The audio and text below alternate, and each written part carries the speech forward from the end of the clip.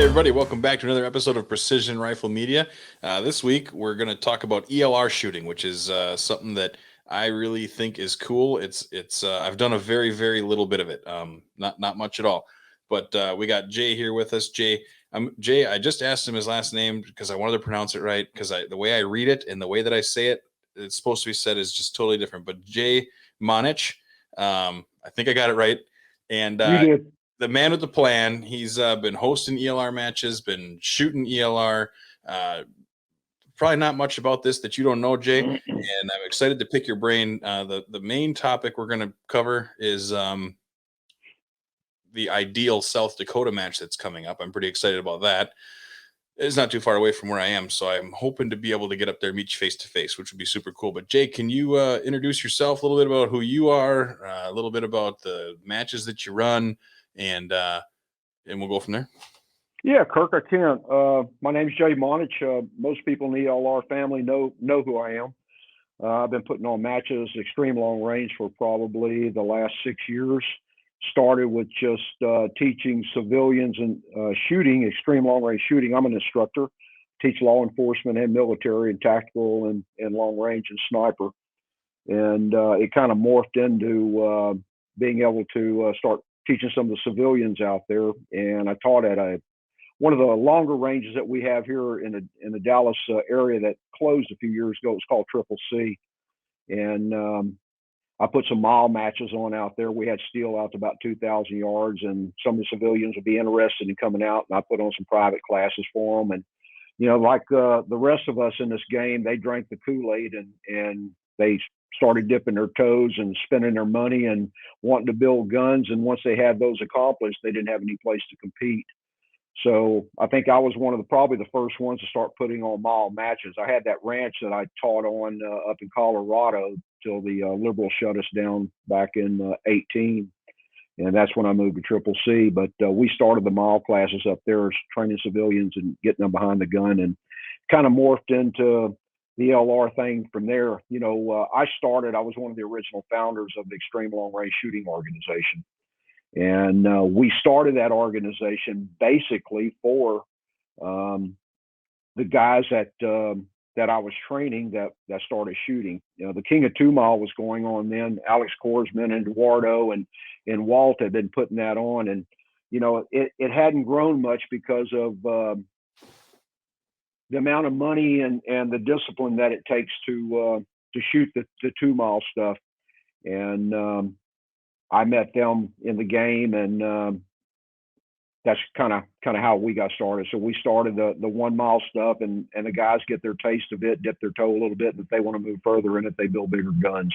I did the same thing. I started with shooting with a 300 Win Mag out to a mile, and got to where it was mundane. You hit it so many times, you want to go further and further and further. So it takes the bigger guns to do that. And we've got some really good weapons out there and some really good rifle builders out there now. But that's kind of how we got started with the ELRSO, and kind of morphed from there. I put on, I think I do 6 big venues a year. We got one coming up next month and this month in Virginia, Gladstone, Virginia. We call it the Black Bear. Alex Korsman and I kind of partnered up. That's where we partnered up to do our first match together. We wasn't real good friends to begin with, and we kind of buried the hatchet out there and kind of been inseparable since then. We each read each other wrong, and he's just a really good guy, and I love him and his family, and it's come a long way.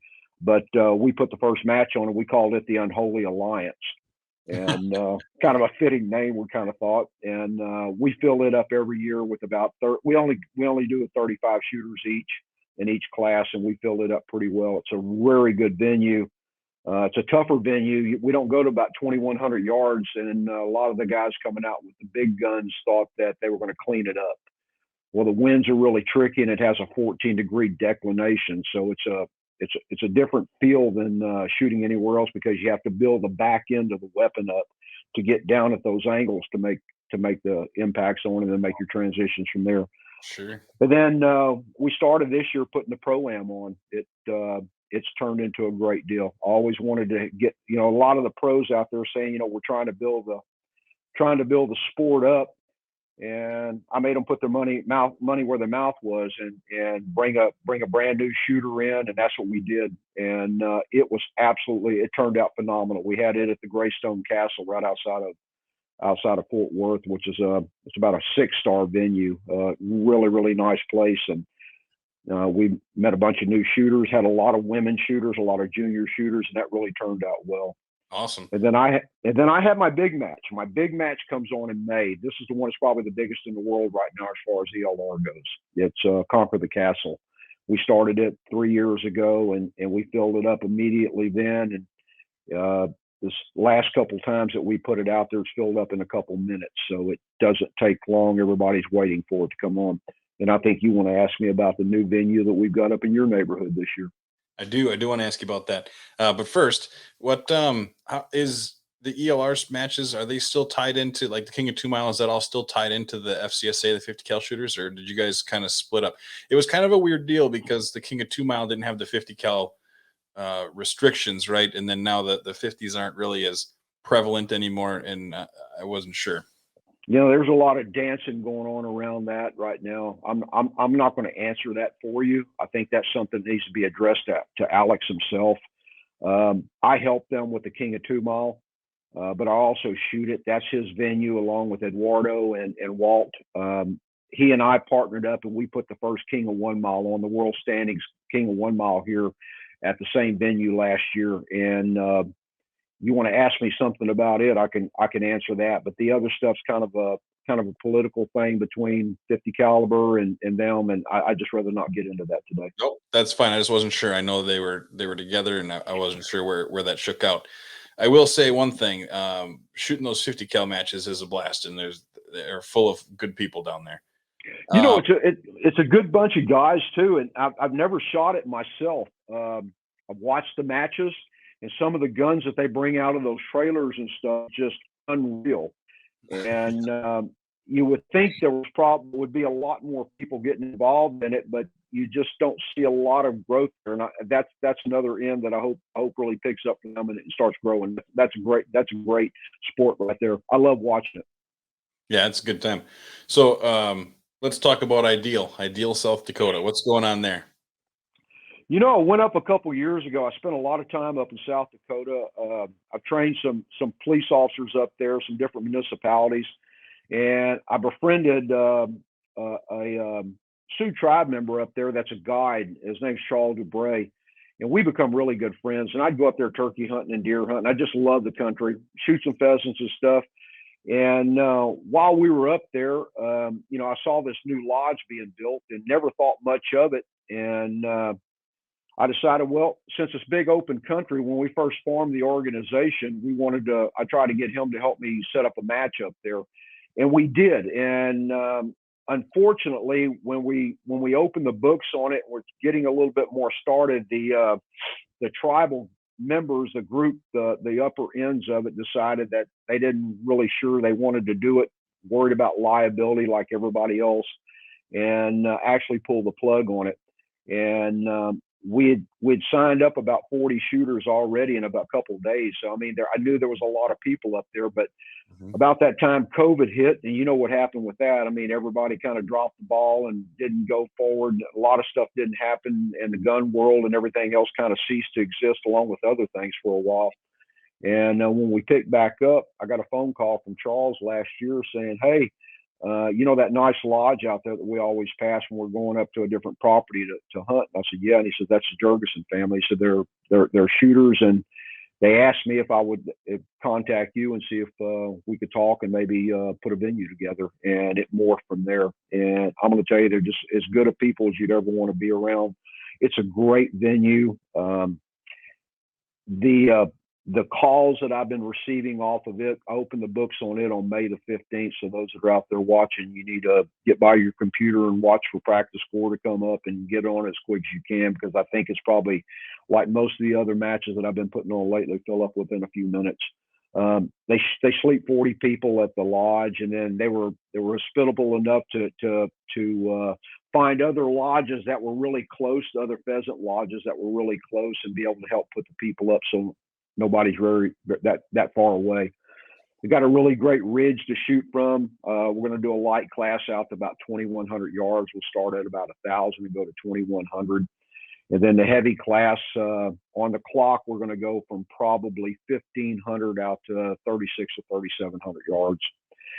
They've got a mountain in the back. Well, the cool thing is they've got a mountain in the back that we're going to be able to put up, and you'll be able to see splash on. And I'm going to set a target up there a little over 4,000 yards, not on the clock and not for the match itself, but for those that want to come out and when they do their muzzle velocity and check their zero, we're going to have a camera up on it. So if they want to bring some extra rounds and get over there and try to put one on steel at over 4K and get a video of it, I think it's pretty cool. I'm going to be one of those guys doing it. That would be super cool. That's one I want to make it up there. I think I'll probably only be able to get up there for a day. I'm not going to shoot the match, but I want to get up there and hang out and just kind of check it out. I haven't done too much of the ELR stuff. Not enough to even say I'm an ELR shooter. Well, I think what you'll find, Kirk, too, and I think that's one of the things that I like about people coming. And we always want guests to come out and view and be part of the family. The group of guys that you'll be around and the family members that we have, what we call our ELR family, are some of the best shooters in the world, and they're some of the best people in the world. And I'm telling you, just by osmosis, they make me want to be a better man. It's just a bunch of good people coming together, and they'll give you the shirt off their back. They'll loan you their own gun to compete against them in a shoot. And you just rarely find that anymore. It's just I can't say enough about how good the family is. Yeah, that's the thing that I noticed too with the little bit that I've done is it is very much a family. It's a very like more family oriented type of an ordeal as well than like some of the other stuff, right? Like the PRS and all that. The PRS is a blast. I love it. NRL, same thing. But it's not as family oriented, right? Everybody kind of shows up, shoots, and leaves. But like the little bit that I've done, everybody shows up, and there's cookouts, and there's a lot of hanging out, and everybody's the families are there. It's not just the people shooting, which I think is super cool. Well, I think some of the things that's changed for us, and I was into the PRS in its infancy when it first started. Actually, the ranch that I had up in Colorado that I owned up there, we put on the Mill Creek shoot, and it was 200 shooters, and we had the lodge and all the lodging and everything else there, and it was just a great venue, and it filled up really quick. And I shot the senior status for a while, did really well on it, but it seemed like it was more male dominated than anything. And most of these venues being out in the hinterlands, you never did see a lot of the ladies coming out to the matches. That's changed a lot with what I'm doing. And we was talking about Alex to begin with a few minutes ago. I'll give you a for instance with him. His wife had never come to a venue as long as he's been in the industry. She's never been out to any of the matches before. When we held the match at the castle the first time at Greystone, she came down for it and brought the kids and had a really good time. And that was last year. And then she came back this year for the Pro-Am with a gun in hand. Yeah. So she's gone from never going to a match to back shooting a match. And that's what I feel like I'm accomplishing in this game. We're growing it, maybe not in the numbers that we need to grow, but we're growing it in the right capacities. You look around out there and Brian and Jacqueline and Shane Bryan are from Kansas up there bringing their kids, and the Christy Tubb, Stalter Tubb, Christy Tubb, her and her husband Nate, who just retired from the Navy, they're bringing their kids down there, and you see them handing children off to other people that are minding their kids while they're out there shooting. And that warms my heart because that's how I grew up on a ranch. Everybody kind of took care of everybody, and I think our society's gotten away from that in a lot of ways. And it just makes me feel good. I've got 2 grandsons myself, and my daughter's back shooting now, and so is my son-in-law, and they're competing. And it's just great to look around and look at all the kids running around, the women out there shooting, competing. It's a big family event, and I feel like we're accomplishing what we're going to. Maybe not as fast as we want to, but we're trying to get there. Yeah, and word's getting out. It's the PRS was growing fast too, right? And then kind kind of the faster it grows, right? So like, I think especially the more venues that you open up, right? Because like think of the early days of Pierre, even like not even the super early days. Think of like 15, 16. There was like what, maybe 20 matches in the country, Yeah. and it would be the same like 60 people, 80 Yeah. people, and Yeah. then some others that were kind of sprinkled in, and then local people that, oh, that sounds fun, and they'd go try it or whatever, but it'd be the same, 80 people, 60 people that you'd see at every match. And now there's all kinds of matches. You don't know who you're going to run into anymore, and it didn't take all that terrible long. Is what it kind of took was just, you know, the right people to get involved and then want to set up their own matches, or find a venue that somebody could run a match, like you running a match up here in South Dakota. The more people that get into it, the more you're going to have somebody, well, I know this place, maybe we could talk to them. And then, you've got the experience running matches, and then there it is. And now you got, instead of the people that are willing to drive across the country, now you got these people that are local that want to get into it, and then the better they get, the more they're going to want to travel. Right. Well, that's what we're hoping for. I mean, you get west of the Mississippi, you get in some areas where you got some long range, especially with what we're doing. PRS, you're out to 1,000, 1,200 yards, and that's doable in a lot of places. And but you start stretching out past a mile, 2,000 to 3,000, 4,000 yards. I mean, you're limited on where you can go. I think that's what made Black Bear out in Virginia so appetizing to everybody, and Moccasin Valley's doing the same out there too. Robert Vestal's got a piece of property out there that they're doing some things with. So we go to 2,100 at Black Bear, and it looks like maybe by this fall we'll have some areas that have been timbered out there that we can take it out to 3,400, and that'll be a game changer for the East Coast guys. But those poor souls, if they're not shooting there, they've got arena. Of course, I'm not a big arena fan, but they got arena that they can shoot at, and if not, they've got to drive some distance to get out to us. I mean, it's just you got to have a big open country to get out there. And I'm gonna tell you, we have a hard time trying to get venues started and matches started because of the liability factors and everything. People are always wanting you to come out and put a match on, so they talk to their lawyers and find out what liabilities can happen if something bad happens out there. I'd be in litigation trying to keep my piece of property, and just for no more money's involved in it, they kind of lose interest real quick. So I think that's what's helped me with Greystone, because that's a hunting place, and the Grand Lodge up there, the Lazy J Grand Lodge, they hunt, so they're used to having hunters in, and they're not as worried about it as a lot of the people that have never had it before. Yeah, I was just talking to a guy about this. He thinks that he knows some people local here that we could go shoot on their ranch, and it's like, even a lot of those people, they hear you're going to shoot 1,000 yards, and they kind of no, you're not. You can't. You're not gonna. You can't do that reliably and repeatably, and that's not safe. And then it's like, well, you can. You just kind of got to know what you're doing, but a lot of times they don't even want to give you the chance, just because to them it's impossible or dangerous.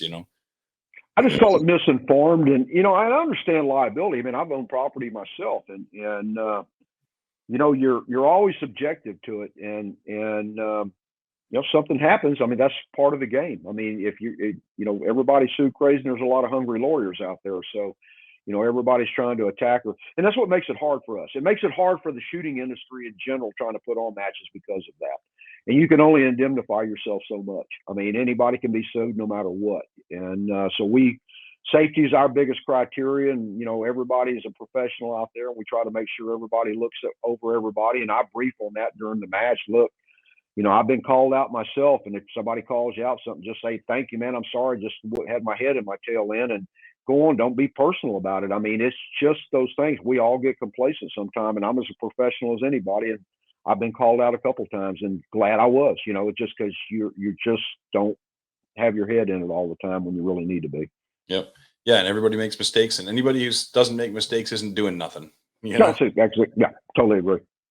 Yeah, that's the thing. If you're doing stuff, something's going to happen. There's going to be. But that's the point of always the rules, right? Always point the muzzle in a safe direction. Finger off the trigger till you're ready to shoot. Know the target, what's beyond. All the, that's because if one day something does screw up, the other 3-4 rules take over, and maybe you have a negligent discharge, but it's in the ground. Nobody gets hurt. Yeah, agreed. In our sport, it's a lot different than the PRS. We're not running and gunning, and you're not carrying multiple magazines. You lay down, you pull a chamber flag, and you go on the clock. You single feed all of these guns, and about the only time you worry about stuff, you get a squib or you have a stuck piece of brass or something, have to clear a weapon. But most of our people are very safe. You want to make sure the chamber's always open, everybody can look at it visibly and go. But we've got a good group of people, and knock on wood that we it keeps going the way it is, and we don't have any safety factors. Let's talk about the guns a little bit while we're at it. Rob, you talked about Robert Vestal. He kind of seems to be one of the main dudes for building these big guns. Yeah, Robert's an unbelievable gun builder. I put Robert Wagner along with Alamo up there too. I shoot for Alamo and their team, and Robert's been building guns a long time. Both Roberts have been building. They're both good friends. Robert Vestal's an unbelievable individual out there, and I've sent him a lot of bills for people out in that area. But what you want to know about them? The guns themselves. Just kind of tell us about them. What's light gun? Somebody looking to get into it. What's light gun? What can they expect to be getting themselves into? Light gun used to be, when we first had the mile matches, you could run a 6.5 Creedmoor if you could run it well. The winds were good. You could run them a long way. 300 Win Mag did a lot back then. 300 Norma did a lot back then. 338 Lapua did a lot back then. And they're still a little bit of a formidable weapon. But, at the King of 1 Mile last year, we had 8 targets total, and 7 of the targets were out from 1,000 yards out to 1,900 yards. And then we had a poke target that Alex wanted to have, and it was 2,400 yards. So, most of your 30 calibers can get you to 1,900 yards in right conditions. Some will drive the bus there and do really well. But once you pass 2,000 yards, you kind of fall off the cliff, and, you're just lobbing stuff at the longer target.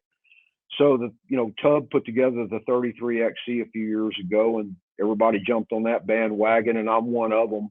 I think it's a little overpowered for what the light class is, but it's damn sure a formidable weapon. 300 Normas still do really well out there. Norma improved, little plus piece stuff. 338 Lapua Mag is still there. The 338 Enabler is still there. A lot of people are shooting. That's one of Brian Litz's calibers that they came up with. And then my daughter and son-in-law were shooting a 28 nozzle and a 30 28 nozzle, which is a 28 nozzle case that we punched up to a 30 caliber bullet. Robert Wagner made those at Alamo, and we were kind of the first ones to start shooting them. And it did a real good job, and they drive the bullet well to 2,000, but one more time, they just fall off the cliff. So I just had them rechambered and actually building loads for them right now into a 338 Edge. And that's going to be, I think, going to be a real good caliber for my daughter to shoot this year. But me, I still shoot the 33XC. Sure. Bigger guns, you see in the 375 Shy-Tacs. A few guys are shooting 408 Shy-Tacs. I think the new kid on the block, came up with is the 416 Hellfire, Stanley Cutsforth, and that was one of Robert Vestal's calibers that they started working on out there, and it's an unbelievable gun right now. Robert Wagner, most of the team have them. I've got one on ordered. I'll have one, and I'll be probably shooting next year. Of course, putting on matches, I don't get a chance to get behind the gun anymore. Yeah. And 2019, I was ranked up like number 1 in the world in long ELR with the scoring that I had, and hell, I'm way down the list now because, like I said, I don't want to shoot my own matches. I don't think that's really what you should be doing, because I can't be a good match director and shoot too, and I can't be a good shooter and be a match director. And so I've chose what I'm doing for the sport itself, and maybe one of these days I can pass the baton and we'll get enough matches going that I can cut the numbers down and actually crawl back behind a gun. But it seems like the new 416s are the game changers now. Not so much that they overdo the 375 and ballistic wise. It's just at those longer distance you can actually see splash, and that's everything to be able to make corrections. Sure, yeah. It's a 416 Hellfire? Yeah.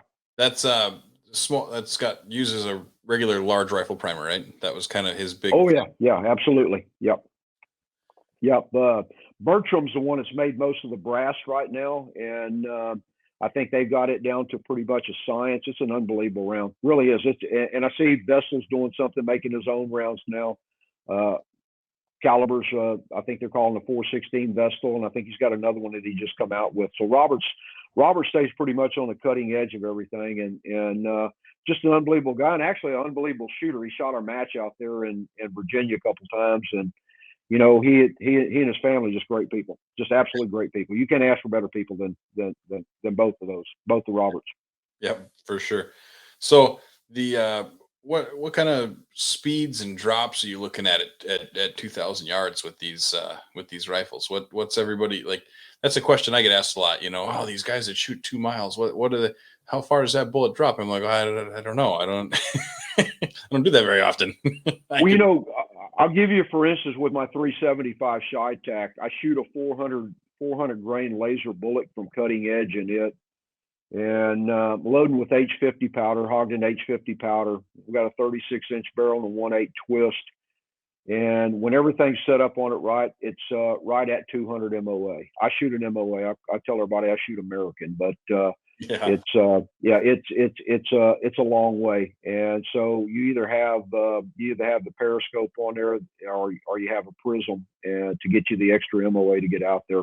I'm not sure what it takes with the 416 since I don't have one, but I can talk on the 375. My speeds on it. Actually, when we first come out, Robert built our first 375s. We had one for me, one for him, and one for Lindsay Paul, which was his girlfriend, and she actually ended up winning King of 2 Mile a couple years ago with it. And we were firing them, didn't have a lot of date on them or anything else. And I'm a pretty good reloader, and Robert's an exceptional reloader. And I went out and fireformed some brass and came back in with it. And I was loading Retumbo in it at the time. And man, I was having a hard time resizing the brass and having to get up on the ram almost to get it all the way down. So I called him up and I said, man, I'm having a hard time getting this stuff to resize. I'm having to get up on the ram. Is that normal? And he goes, well, I guess so. I'm having to do the same thing. But we were running very hot. I don't want to say how hot we were running, but we were running way too hot for what it was. And since then, we've kind of figured out the game a little bit more. Mine right now, the node's about 2970, 2980, and it's a pleasure to shoot and not going through barrels about every 500 rounds, and it's made a big difference. But everybody's pretty much the same thing. They're running cutting edge monos for the distance. You'd like to try to run some of the softer bullets because they hit a little bit harder, but twisting them and torquing them as much as we do, a lot of these bullets, I'm not going to say a name, but a lot of these bullets will separate and explode on you. So the monos do a real good job at the long range that we go at. The negative side is they don't make much of an impact. So you got to really look have cameras that are really good to pick up the hits, or they don't make much of a splash. So no, you got to be paying attention. You got to pay attention to what you're doing. Yep. I noticed that too. You're used to seeing even like a 308 or even like a 6.5 or a 6 mil on steel, and you get that big puff, but you don't get that at all. It's just a little, like even the paint that comes off, for people that haven't done it before, even the paint, like, you shoot a plate that's been painted with a 6 mil and you might get a, 1 inch, 1.5 inch splash on there. Splatter. Yep. But when you even like a 50 cal shooting a lathe turn solid, it looks like you just set a quarter on there. That's right. So you got to pay attention to what's going on, but they fly well. The BCs on them are really good, and they're good rounds. And Cutting Edge does a really good job with their bullets. Not that everybody else doesn't either. I shoot a lot of cutting edge bullets, and they seem to be what most people are running in the matches anymore. Sure. What's so that's one thing too. You start talking the big bullets, and then it's lower numbers and lower quantities and bigger dollars. Well, Kirk, in our industry, in our sport, it's a lot different than the PRS. You were talking about same guy shooting back when it first started, and the top 10 or 15 always placed in there, and it was a continuous deal. I think that's what's so cool about ours. It's not a lot of running and gunning. You see a lot more people that are little settled in their age, from the 30s on up. It's an expensive sport. To build a gun's expensive, and do the things, the infrastructure it takes and everything to get the guns ready to run, and then the matches and everything, and the trips and the components and all of it. The light class is not nearly as bad, but the heavy class is a black hole in the abyss. I mean, it just is. And it seems like the older shooters are a little bit more set, got some money and some things to make it happen. And those that don't, they plan on it, make certain events that they can show up on. But, our game is checking the boxes. The more boxes you check, it starts with the reloading and the components and, the annealing and just everything that you can possibly do to get the bullets right. And then, have the bullets running right in the gun, and then you run in the gun without any mental mistakes, and the wind being favorable for you, or being able to read it. I mean, there's just so many boxes to check. And I think that's what I like about it more than anything. You don't have any one person that ever dominates this game. It's kind of like the pro golfers. I mean, it's, I don't care how good you are, you're not going to win every week. Yeah. And I mean, it's humbling. On any given day, I can go out there and beat anybody in the world, and go out the next day and be beat by anybody in the world. I mean, that's the way this game is. And I think those that spend the time and develop and work and put the effort into it and don't make the mental mistakes and are the ones that walk the podium. And that's what I like about it. That's what I really like about it. You're not really competing against anybody but yourself and the environmentals. Yeah. Yeah. And that's a good way to look at it too, right? You're competing against yourself, and if you win, you beat everybody else, then good. Yeah. That's well, I mean, I've seen people loan somebody their gun and just got through running it and try to run the same dope, and not even hit a steal. I mean, there's just a lot to it. It's a lot to it. I like the game. I call it the thinking man's game, and I feel like this late in life, after doing and instructing as many things, I really, really enjoy this game. And like I said, I think it's mainly for the reason that you're only competing against yourself, really. Yeah.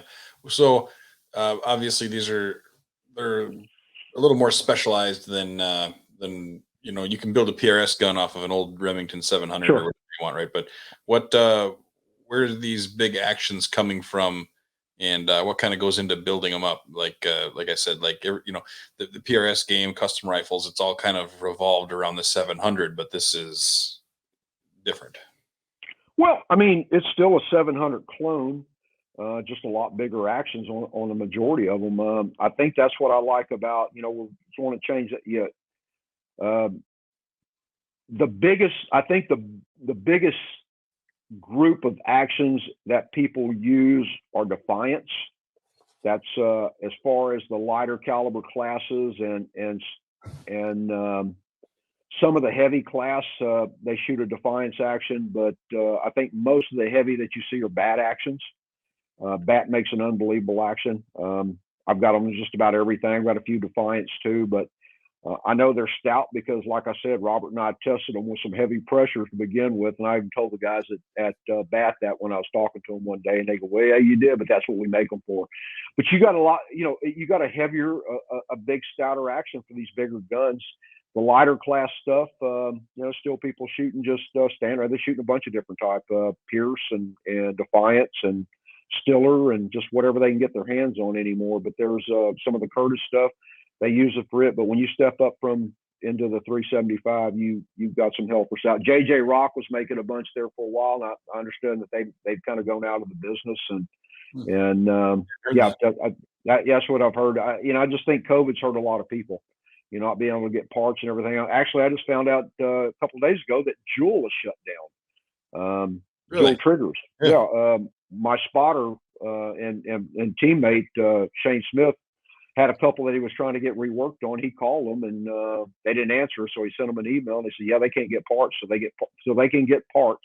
They're ceasing to make anything. They'll do warranty work, but they're not doing anything." So I mean, a lot of people are struggling in the industry right now. But the actions are kind of what you can get your hands on that are good, top quality actions, and people are shooting Bartline, they're shooting K&P barrels and K&S and I've got a couple Brucks that I just put on for the 338 edges, and they're 1 and 8, 1 and 9 twists. A lot of people are turning them pretty quick.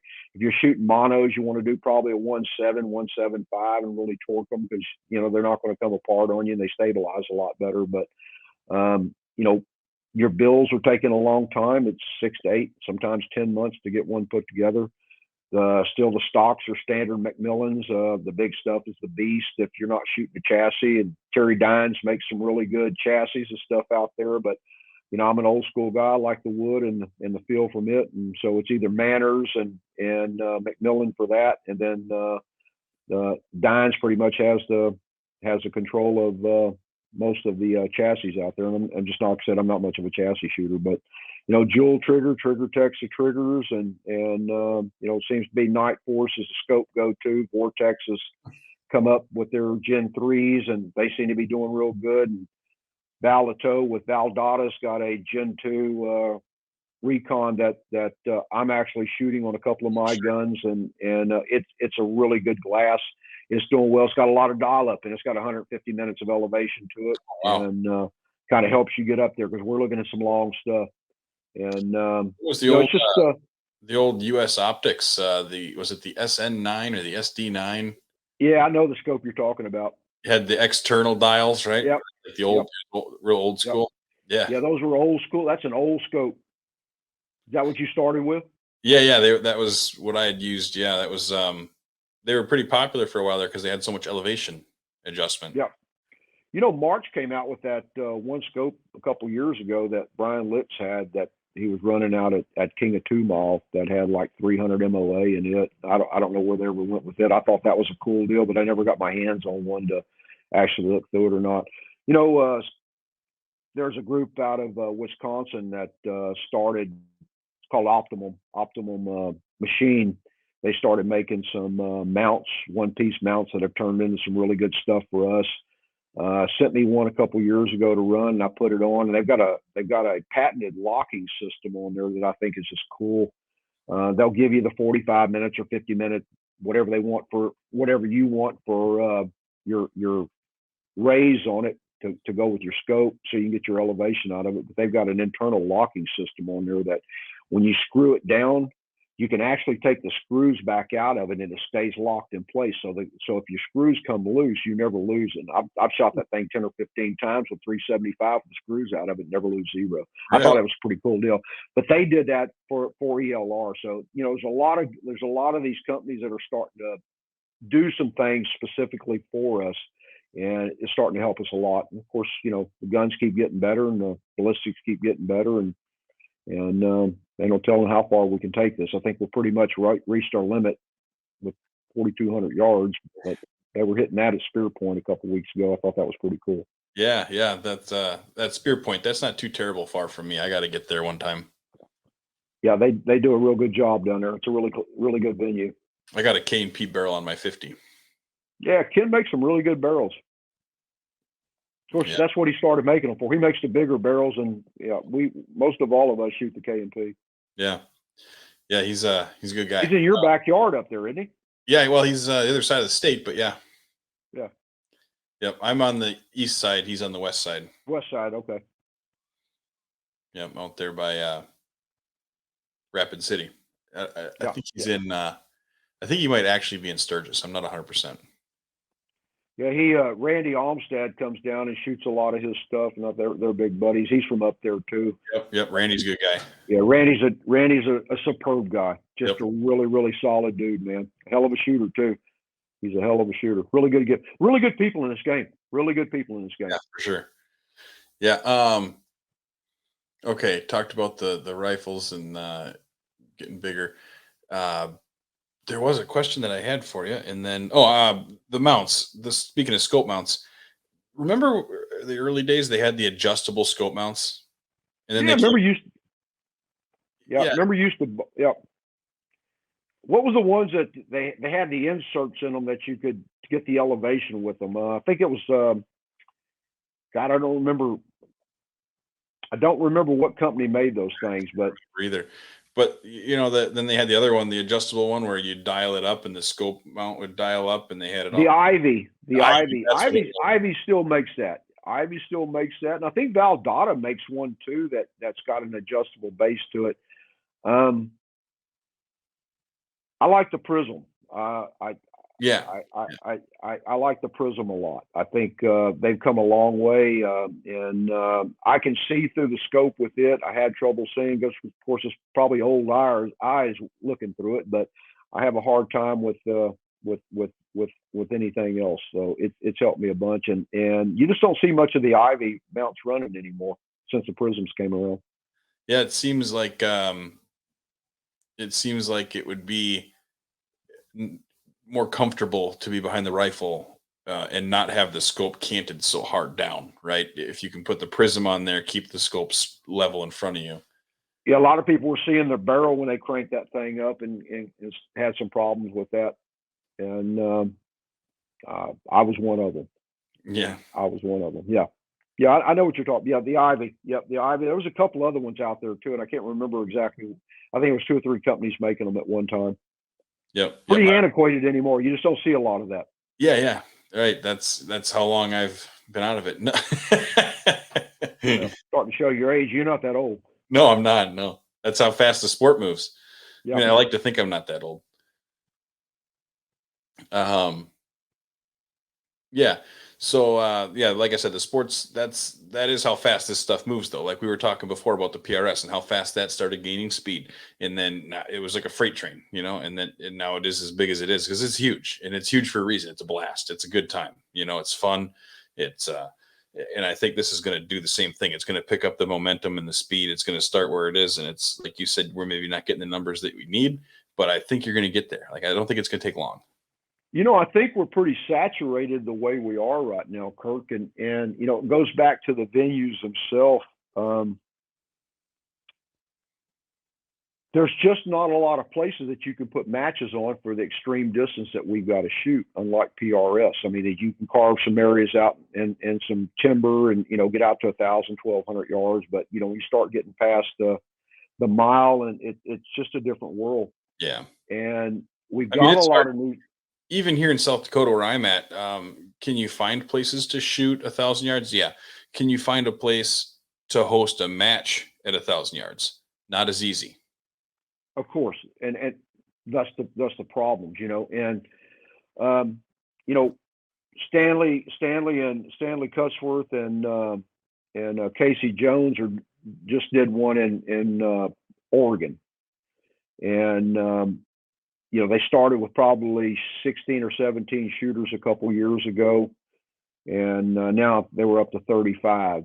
So it's growing, but it's the problem I'm having. Logistics is killing me, because I've got a lot of new shooters that want to come in and shoot, but we've got the same standby shooters that always want to shoot, that have been here a long time. And so when a venue opens or the match opens for registration, it's just everybody fights like hell to get in there to get a spot, and there's always a bunch of people that don't make it in. So I changed the Castle matchup. I've got like I said, I'm putting on probably the largest ELR shoot that's ever been done this year. We'll have 140 shooters. Oh, wow. And I was running them all through in one weekend last year, and we had some problems with the cameras because of heat. We were doing this in July, and it was it was 114 degrees out there. It was miserable, and a lot of things happened that shouldn't have happened. And when you start going backwards, it just seems like it's a tumbling effect. And when things turn bad, they turn real bad. And we had a bad day on Saturday. I had a lot of shooters that were shooting both classes, and we were running them side by side with each other. So, they would be needed to shoot in the heavy class, and they were over getting ready to shoot in the light class. And no matter how you try to stage everybody, Murphy's Law always comes back and bites you right square in the butt, and it did. So, to accommodate more shooters this year, I made it a week-long event. So we start on a Tuesday. Brian Litz will bring his trailer down, and they do PDMs, the personal drag models, at this match. They like coming to it. It's a great venue. They get a lot of data from it. So we'll do the light class. They'll do the PDMs on Tuesday. We'll actually shoot the match Wednesday and Thursday, and just for the light class only. And I'll probably have 70 shooters in there, and I can move them through the way I run it very well. And we've got everything logistically lined out for that. So they'll shoot that. Then we'll have the awards Thursday evening. Friday morning will be a sign-in for the heavy class, and they'll do their PDMs with Brian Litz with the heavy guns, and then we'll shoot the match on Saturday and Sunday. And to accommodate that many shooters, it's going to have to be starting to do that. We're going to have to start shooting matches in the middle of the week for one class or the other to get enough new people in there to let them run.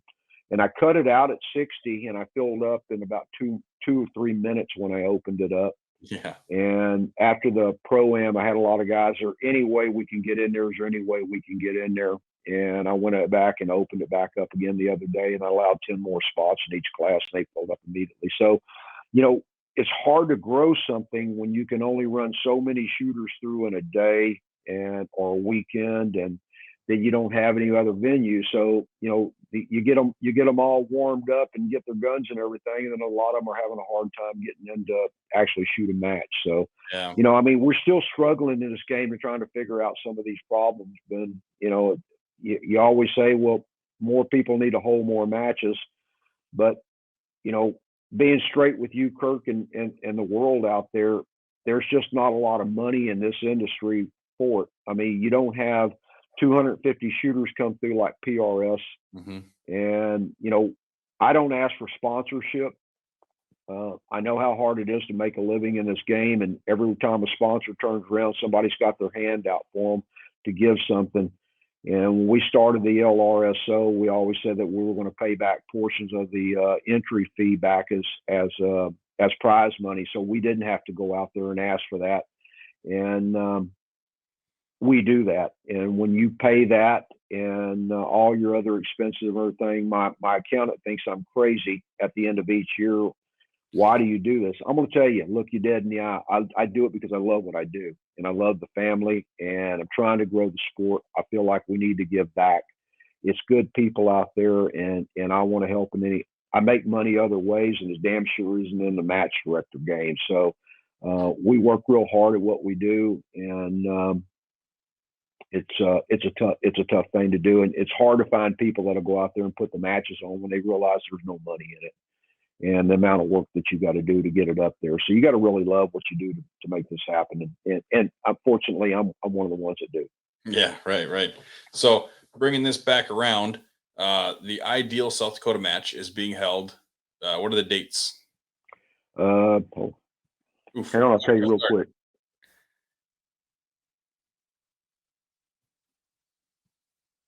Yeah, it's July 8th and the 9th. July 8th, 9th. Yep. The Jurgenses are also going to have some extra things for people out there too. You guys have a great state. You got the Black Hills, and you got Sturgis and Deadwood, and some good prairie dog shooting and a whole lot of other stuff up there. And I think that for the guys that are people that are coming up a little bit early this year, there'll be some prairie dog shooting that's available to them. And Sturgis, Deadwood's a great place to go. And the Black Hills are always great to see. And hopefully July won't be too hot up there, but it's going to be what it's going to be. Hopefully the wind will be calm, but it'll probably be blowing like a hurricane, but that's what makes good shooters. The way it sits right now, we'll be lucky if we're even in summer by then. Well, I was up there the other day, and I've never seen the amount of snow that y'all had up there. It was crazy. It was absolutely crazy. Fun. Yeah, just they shut the interstates down just the other day. Yesterday. It's unreal. You guys have been been packed with it this year. Hopefully, I won't be wearing a coat, but hopefully the weather will be nice up there. But I think I'm looking forward up there. The wind and the open terrain you guys have is what makes shooters. Anybody can go out and shoot when there's no wind. You become a shooter by learning to shoot, read the wind. Yep. Yeah, and it's not like when I used to shoot in Wisconsin a lot, there's always trees around too, Yeah. Out here, it's not. There's stuff to kind of help read the wind off of.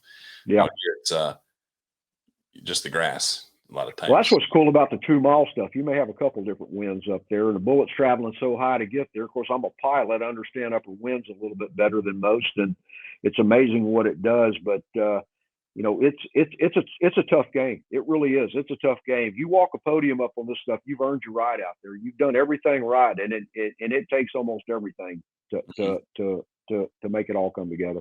It's a great feeling, man. Yeah. Oh yeah, for sure. So, what's the entry fee? 250, 250 a shooter. Ain't bad at all.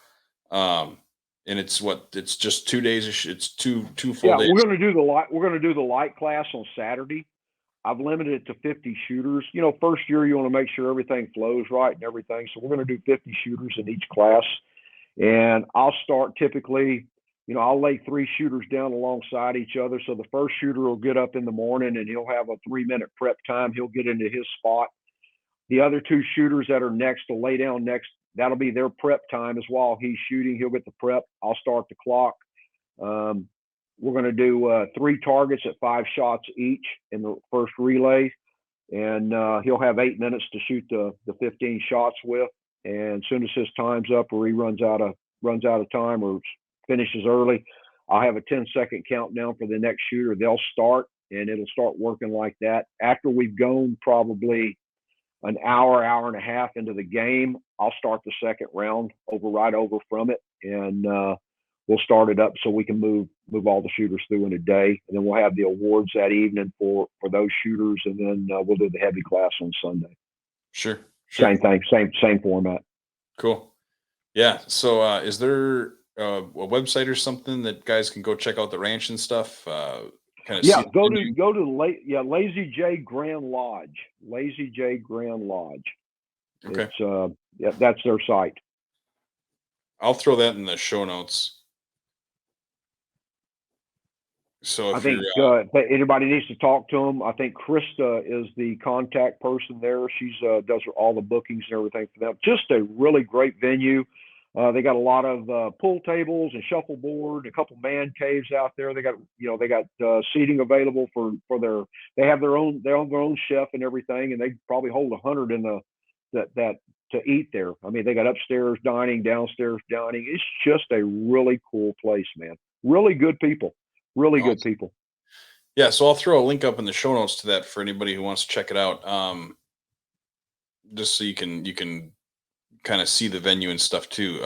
Because like Jay was saying, that's kind of part of this, right? Is that the venues are part of the attraction of the whole thing, right? It's not just Without a doubt, without a doubt. And I've had people calling me from New York that are coming, people from Florida that are driving up and coming to it because of the venue. Bringing their wives, bringing their significant others, and coming to, and they're going to vacation while they're out there. Come out a little bit early and go look through the Black Hills. I think it's going to turn into be a top venue like the Castle has for me in oh, that'll Black be Bear. cool. So it's 250 to shoot the match. What's do you know what lodging is going to cost up there? I have no idea. I don't deal with any of that. Yep. I do the match stuff, and they handle all the lodging and everything. So I tell you the truth, I don't even know what I'm paying. So that's something they'll have to contact them on. Sure. Okay. Yeah. So like I said, I'll have that in the show notes so you can check it out and find out what lodging is going to cost and stuff too. I just don't Are want you people. coming up? Are you coming up on a Saturday? You're going to come up on a Sunday? You're going to come up a day early? And I'm not sure yet. It all kind of depends on my day job and stuff when I'm going to be able to get up there. if you can So come up the day early, I'll put you behind some bigger guns and let you run some stuff out at some long distance. See if I can I get you to will. drink the Kool-Aid. I'll see if I can make that happen. Yeah, get up there on a Friday and Friday morning. Ideal. Yeah, it's not too terrible drive. I can get there in the morning. Um, yeah, that would be cool. I'll probably bring some of my recording gear too, just to talk Oh, to come on up, man. Yeah, I mean, people love this game, man. I mean, Kirk, I can't say it enough. I- It's the type of people that I want my kids and my kids' kids to be around, and I want all of my people to be around. It's just, it's really refreshing in today's society to get back to what I grew up on the ranch and the roots that I grew up with everybody looking out for everybody and genuinely caring about their fellow man. And that's what these people are. And Yeah, I cherish each and every one of them. yeah. I mean, I'm sure you know Gino and Jamie. Oh, absolutely. Yeah, I mean, Yep. couldn't ask for better people, and like you talk about, that's the family oriented side. I don't know if there's people in the world they're the most family oriented people out there, like, Uh, when you're a part of their clique, I mean, it is, just, I mean, your family. Well, it's just good, solid, Christian moral people. And, I hate saying that, because everybody says it's politically incorrect anymore, but that's what it is. I mean, it's just good, solid people that have good morals and good character. And, we finally found a way that we can all come together, and it's refreshing in my mind. I mean, it gives me the sense that I know humanity is still out there, even in this crazy world that we live in. And, I love him. I hadn't seen Gino in a long time. I hadn't seen him in any of my matches in a while. And hopefully he'll come out there, and we'll see him at the match. Yeah, I know Match there's. is The match is going to open also on May the 15th. I'll open it up at 9 a.m. in the morning on May the 15th. So those that be ready to get on. Yep, and I I know a lot of so those. I had a guy call me the other day from out there. He said, I want to bring my friends out there. We're all going to come shoot your match. And I said, man, I look forward to it. And we visit for a little bit. And I said, how many of y'all coming? He said, well, there's 19 of us. Yeah. So, that just lets me know it's going to fill up quick. That's awesome. Yeah, I know there's a bunch of Wisconsin guys planning on going too. Cool. You know, Ed Faber and Jeff Yeah. Heeg and I think Garrett Favorite, all those guys. I think they're all kind of planning on making it out there too. Well, it'll be good. Maybe next year we can make a 3-day event out of it, or a week-long event where we can put a bunch more shooters in the light class, like I'm doing at Castle this year. Any way that we can do it, we can get new shooters in. That's what we're trying to accomplish. Awesome. Sorry about that. If there's, we're kind of running out of time here. We're running up on our hour. Is there anything that you didn't get a chance to talk about, or anything that you want to throw out there quick? Kirk, I could sit there with you probably, and we could spend the day recording and talking about. I've always enjoyed you. You've got a great show and Thank you. a great group of people that you have on there. I appreciate you reaching out to me. I'm more than willing to do it anytime. Anytime that I can get on and talk about what I love and what I cherish, and it's a good time for me. We've covered a lot of things today. We can cover a whole lot of things and keep talking about it, but I think we've got what we need. Maybe we can do another show in the future, and I can bring on Alex, and maybe you can pick Yeah. his brain on the 50 caliber and some of the longer stuff. Also want to say something about Brian Wink. You probably never heard the name, but Brian's a shooter and been in ELR a long time. He's our historian. He's taken on his own last 3 or 4 years to start keeping the records and everything else. And he has a website that's called Safety First Tactical and ELR HQ. And he's fixing to start a website up that will have all of the similar to what PRS does. We'll have all of the old records and a bio and all the matches that are going on and the rules and regulations for each, and just a plethora of things in it, and hope everybody will take a look at it, and that's in ELR, and get signed up on it and be able to use that. Yeah, I'll put the links to that stuff in the show notes as well for anybody who wants to check that out. I think, if I remember right, I've been to maybe ELR HQ, maybe, but is that where he's got all the stats for everybody and all the Stats, he's just taken it all on his own the last couple of years. points and all the Absolutely, yeah. yeah. And yeah, he's got the different algorithms for the scoring methodologies and everything else. Really impressive, top shelf guy, great shooter, good friend, good family guy, and everybody likes Brian. Brian's a good dude. Awesome. Maybe it'd be worth getting a hold of him to come on.